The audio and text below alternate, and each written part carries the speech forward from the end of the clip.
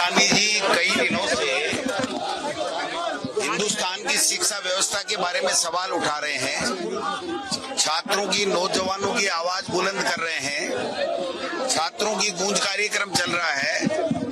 2024 के अंदर राहुल गांधी जी ने देश की संसद में खड़े होकर के नेता प्रतिपक्ष के रूप में कहा था कि धर्मेंद्र प्रधान जी, मोदी जी नीट के पेपर आउट हो रहे हैं, छात्रों का भविष्य बर्बाद हो रहा है, इसके ऊपर चर्चा कराइए। मोदी जी और उनकी सरकार ने कोई चर्चा नहीं कराई। नीट का पेपर 24 आउट हुआ, 25 का आउट हुआ, 26 का आउट हुआ और 26 का तो राजस्थान से आउट हुआ। 200 लोगों की गिरफ्तारी हुई, छोड़ दिया गया और सीबीआई को जांच देकर के पूरा मामला रफा दफा कर दिया गया।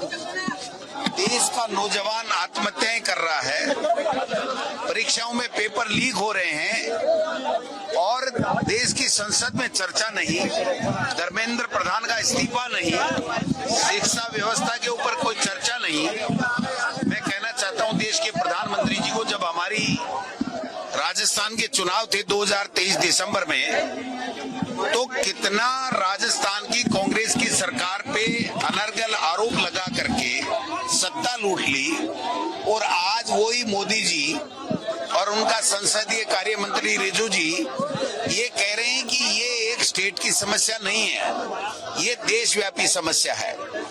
जब हमारी सरकार थी तो मुख्यमंत्री जी, हम सब लोग एक ही बात कहते थे कि ये देश की समस्या है।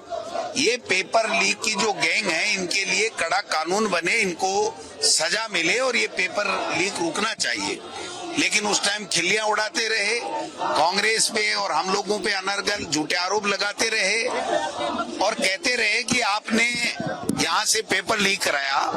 आज नीट का पेपर धर्मेंद्र प्रधान की जो एनटीए है उसके अंदर उनके बैठाए हुए आरएसएस और बीजेपी के लोगों के द्वारा सरेआम किया गया, बेचा गया, भ्रष्टाचार किया गया और आज कोई जवाब नहीं। आज देश का प्रधानमंत्री ये कह रहा है ये तो देशव्यापी समस्या है। तो जब तुमको सत्ता लूटनी थी राजस्थान की और अन्य स्टेट्स की, तो आप ये कह रहे थे कि कांग्रेस पेपर लीक करवाती है और हम लोगों ने एक नहीं किया। 2.5 साल तक भजन लाल जी भी यही बात कहते रहे कि हमने एक पेपर लीक नहीं होने दिया, कांग्रेस ने पेपर लीक किए। आज मैं उससे धर्मेंद्र प्रधान जी, मोदी जी, डबल इंजन की सरकार भजन लाल जी से पूछना चाहता हूं कि क्या आज देश का प्रधानमंत्री मोदी जी ये कह रहा है कि ये देशव्यापी समस्या है, वो सही था, या सरकार लूटने के लिए आप जिस तरीके से हम लोगों पे अनर्गल आरोप लगाते थे वो सही है? आज नेता प्रतिपक्ष 2 दिन से लोकसभा में अपनी बात रखना चाह रहे हैं, नहीं सुन रहे हैं।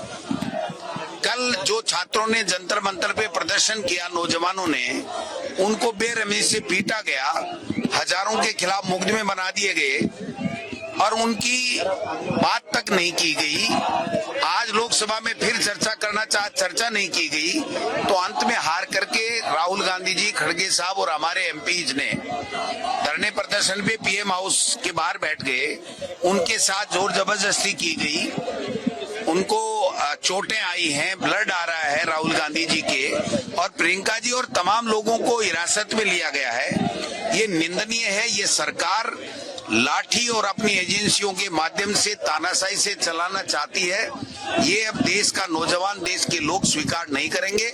धर्मेंद्र प्रधान का इस्तीफा 100% कराना पड़ेगा, इससे नीचे कोई शर्त नहीं है। जो एफआईआर कल जो प्रदर्शन कर रहे थे बच्चे, वो मासूम बच्चों के खिलाफ, जितनों के खिलाफ भी उन्होंने जिस प्रकार से एफआईआर की है वो वापस निरस्त होनी चाहिए।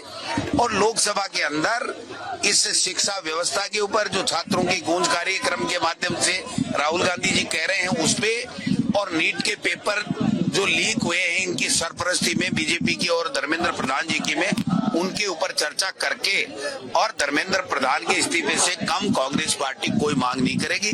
जो राहुल गांधी जी और एमपीज के साथ में जो जबरदस्ती की गई है, उनके साथ में मारपीट की गई है, कल छात्रों के साथ में जो मारपीट की गई है, उन पे मुकदमे किए गए हैं, उसका कांग्रेस पार्टी, माननीय अशोक गहलोत जी भी आए हैं, हम सब लोग उसकी निंदा करते हैं, कड़े शब्दों में निंदा करते हैं। और अब ये आंदोलन जन आंदोलन बन चुका है, ये केवल कांग्रेस का अकेली का आंदोलन नहीं है।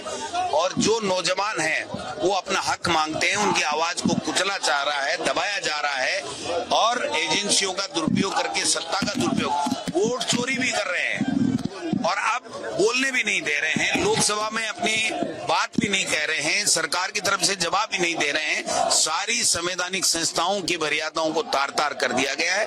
ऐसे में आज हमने तमाम 50 जिला कांग्रेस कमेटियों के द्वारा पुतला दहन और धर्मेंद्र प्रधान के इस्तीफे की मांग की गई है।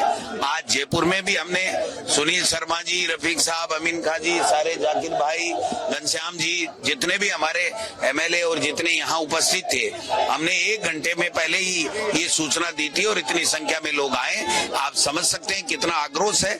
आगे के जो एआईसीसी से हमें जो निर्देश मिलेगा उसके हिसाब से हम लोग इस आंदोलन को अब रुकने नहीं देंगे। जब तक धर्मेंद्र प्रधान का इस्तीफा नहीं होगा तब तक हम चैन से नहीं बैठने वाले। अध्यक्ष जी ने सब बात कह दी आपको। खाली मैं आपको अभी भी मेरे पास एक मैसेज आया है राहुल गांधी के ऊपर।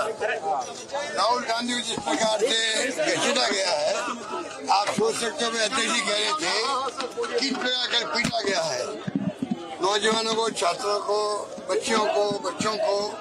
आप कल्पना कर सकते नहीं तो प्रतिपक्ष के साथ में ही हो सकता है। तो आप वो सोचिएगा किस प्रकार कल पिटाई हुई होगी।